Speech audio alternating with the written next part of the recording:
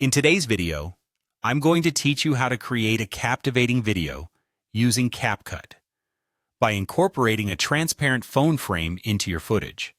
This technique can make your videos look more professional and engaging, perfect for showcasing app demos, social media content, or simply adding a creative touch to your projects.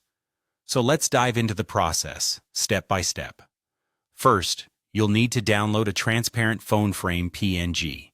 These can be found online with a quick search, and they come in various designs and styles. Choose one that fits the aesthetic you're going for in your video. Having this frame in PNG format is crucial because it maintains the transparency needed for seamless integration into your footage. Once you have your phone frame PNG, open CapCut and import both your video and the phone frame into the project. Place the phone frame above your video in the timeline. This layering ensures the video appears to be playing inside the phone, providing that immersive effect you're aiming for. Next, it's time to resize and position your main clip to fit snugly within the phone screen. This step might take a little patience, as you'll need to adjust the scale and aspect ratio of your video clip. Use CapCut's editing tools to drag, scale, and position the video until it aligns perfectly inside the frame. This might require some trial and error, but it's important for maintaining the illusion that the contents of the video are being played on the phone.